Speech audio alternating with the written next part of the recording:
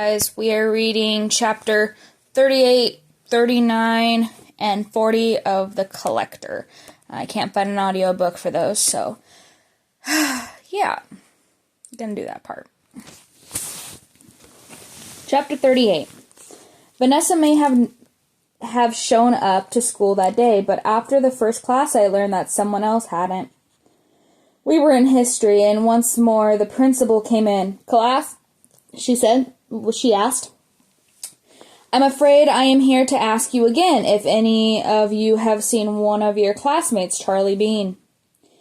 Did not show up for class today, even though his parents said he left their house. Have any of you guys heard from him?" The silence in the room was heavy. Principal Overton asked a few more questions, but no one had seen or heard from Charlie today, and Charlie hadn't told anyone he'd be missing class. "Well," she concluded, looking very sad, "I'm going to be calling your families this afternoon. We will have cops patrolling the school grounds, and until we have more information, all students will be required to get rides to and from school, either from their families or the bus. Don't go anywhere alone. Not until we have found Charlie and Karen. And please report any strangers to an adult. We must watch out for each other right now." It wasn't until she left that I realized I'd been holding my breath. Last night I'd heard Vanessa begging Beryl not to have her bring another. Now I knew what she meant. Beryl had wanted a child, and Vanessa had been forced to bring one to her. Chapter 39. Vanessa wasn't at lunch when I got there. I went to our usual table and sat down in my distraction this morning. I hadn't asked Mom to pack me a lunch, which meant a stale piece of pizza and pudding that was a solid lump. I didn't think I could eat either of them. Not just because they were gross, but because my stomach was all knotted up with fear.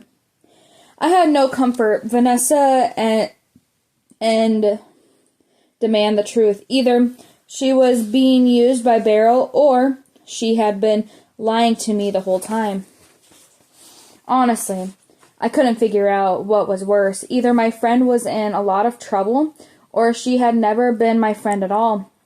By the time the final lunch bell rang, I realized Vanessa wasn't coming. I left without eating. It felt like I was sleepwalking. I heard the people around me, but I couldn't understand what they were saying, and even though I was moving, it felt like I wasn't going anywhere. I knew that Vanessa wasn't going to be in class when I got there, but it didn't make it all less of a shock to learn I was right. I didn't see her anywhere, and that just meant I had a lot of time to question and think. Not that my brain was working properly. I couldn't put the pieces together, not in the way that made sense. I still had no idea who or what Beryl was, or how she was involved with Vanessa and her aunt. I didn't know what was happening to the missing kids. I didn't know why Beryl was apparently coming for me, or why she hadn't gotten to me yet. The rest of the night went by in a blur. Only one thing stood out, and that was the note that had been taped in the front of my locker. "This is your fault." It didn't help that, for some reason, I felt it was true. I tore it down and left it crumbled on the ground. As expected, Vanessa wasn't waiting for me outside the school. Mom was. She stood by the flagpole and waved when I came out. I walked over, still dazed. "Hi," I asked. "Hi, honey," she said. "How was your day?" "Okay." I wasn't going to tell her the truth. Vanessa had run off, and the monsters were real, and Grandma had been right all along. I glanced around. The parking lot was filled with parents and guardians picking up their kids, and the line for buses seemed longer than usual. It was crowded, but I didn't see Vanessa or my little sister. The realization made my chest constrict. "Where's Anna?" I asked. "Already home," Mom said. I picked her up after lunch because she wasn't feeling well. I don't think she slept much last night. She looked at me as if expecting me to explain why. I kept my mouth shut. Where's Vanessa? She asked when we reached the car. Went home, I said. It wasn't a lie, but it also wasn't the full truth. Are you okay, honey? She asked. I nodded. Just tired. You girls, I don't know why you keep each other up all night. I wasn't about to tell her that it wasn't either of us. It was a monster in the woods. That last night Anna was almost taken. That we needed to bolt the window shut to be safe. She already thought I couldn't tell fantasies from reality. I didn't need to make her think so even more. I had to be more vigilant from now on until Grandma was better, until she could keep us safe again. Mom told me to be quiet when I got home, and Grandma were sleeping, which meant I was left to do my homework on my own. I considered calling Vanessa, but I knew that I wouldn't get any answers that way. I felt trapped. So I did my homework up in my room, or at least I tried to do my homework. I couldn't concentrate on anything. Beryl was taking children, and Vanessa might be helping her, and no one believed me. No one except Grandma, and no one believed her still. I left my homework on the floor and went in to talk to Grandma. I couldn't tell if she was awake, but I couldn't wait around any longer. The room smelled even more like sickness, and Grandma's breath was heavy. I sat down on the chair beside her bed and reached out to hold her hand. Grandma, I asked. She muttered something. I said her name again. She opened her eyes and turned to me. Oh, Josie, it's you. I was having such a terrible dream. We all have been, I said. Actually, I didn't know if that was true. Had Mom been having nightmares, or just us kids and Grandma? I'm so sorry, Grandma said. Why? Because I'm too tired to keep you safe. I sighed. My heart started pounding again. That's why I'm here, I said. I wanted to talk to you about Beryl. That made Grandma go from dazed to alert. She pushed herself up in the bed. Thankfully, though, she didn't go into one of her episodes. Her eyes were perfectly clear when she looked at me. What about Beryl? What is she? I asked. How do you know about her, and why is she after us? Now it was Grandma's turn to sigh. Beryl used to be my friend, Grandma replied sadly. All those years ago, she and I and our friend Victoria were very close. We did everything together, but Beryl was always a little different. We knew the rumors. People thought Beryl's mom was a witch, and so they thought Beryl was one too. Little did we know, everything was right. Everyone was right. It started with little things. Beryl would turn kids into each other on the playground, and then she got older and she got meaner. She loved dolls, and she was always jealous of our friend Victoria because Victoria's family was very rich and bought her everything she wanted. She had an amazing doll collection. Beryl wanted them for herself. One night, we were having a sleepover at Victoria's. Beryl asked to keep one of the dolls, but it was Victoria's favorite, and she wouldn't give it up. So Beryl put a spell on her and turned her into a doll. She closed her eyes and took a deep, labored breath. It was like she hadn't told this to anyone else before, and I couldn't blame her. No one else would believe her, but I did. I tried to get her to turn Victoria back, but Beryl refused. So I left, and I vowed to keep the town safe from Beryl's evil magic. It took many years, and Beryl took many young children, turned them into dolls before I was powerful enough to stop her. But eventually I did, and she has been locked within the woods and her home ever since.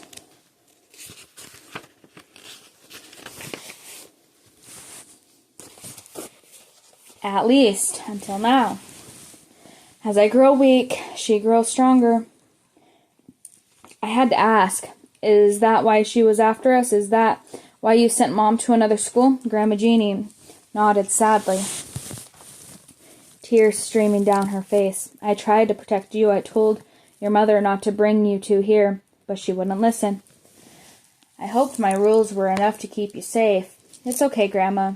We're still safe, for now, Grandma said, but I can't keep you safe forever. I took her hand.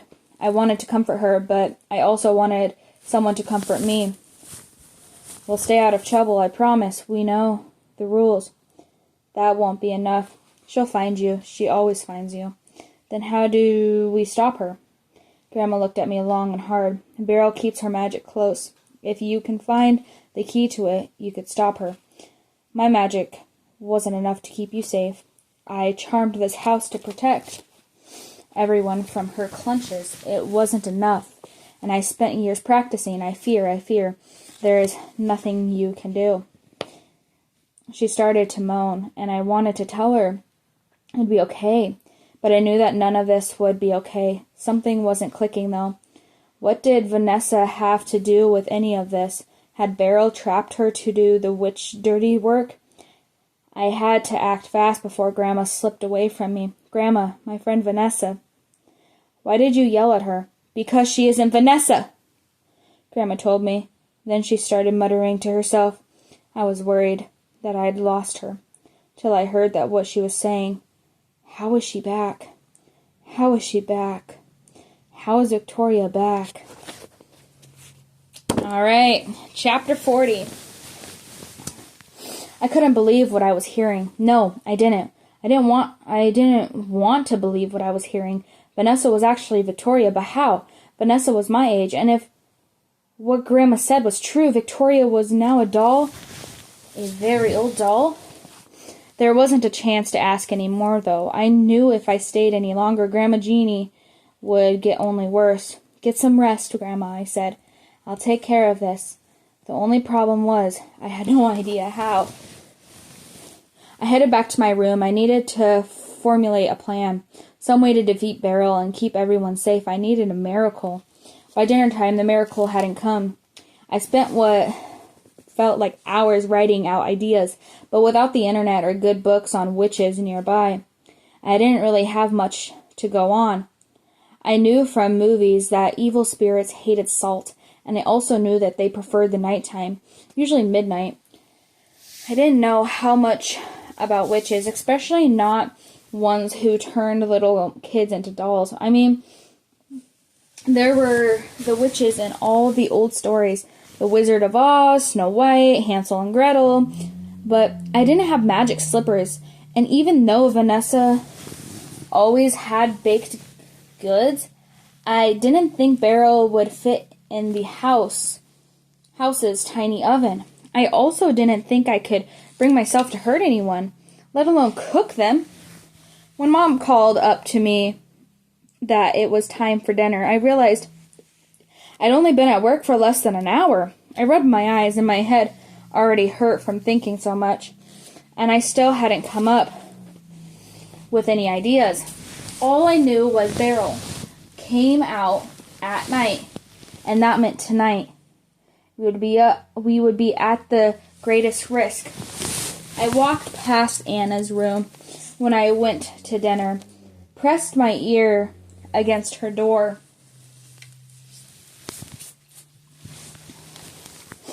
I didn't hear anything in there, but that didn't mean much.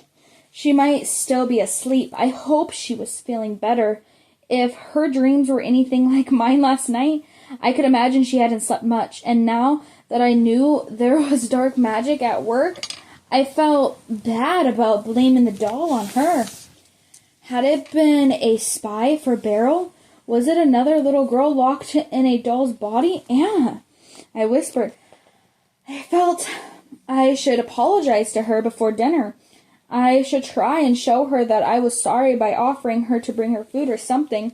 I had to protect her, and that meant she had to trust me again. She didn't respond. Anna, I asked again, a little louder this time. Mom called from downstairs, Josie, dinner. But I barely heard her, and I was listening intently to Anna's door. It was quiet, so quiet. I turned the handle and stepped inside. The curtains were drawn and the covers pulled up in the huddle. I crept in. Her room smelled exactly like Grandma's, and that had me worried. "Anna," I asked again, "how are you feeling? Do you need me to bring you anything?" I stepped closer, letting the door click shut behind me, my heart pounding in my throat. Still, she didn't answer. "Anna!" I reached her bed, reached out my hand, pulled back the cover. The doll stared back. The doll. The one Vanessa had given her. The one I'd destroyed. Now its pieces were back together, with all the cracks showing.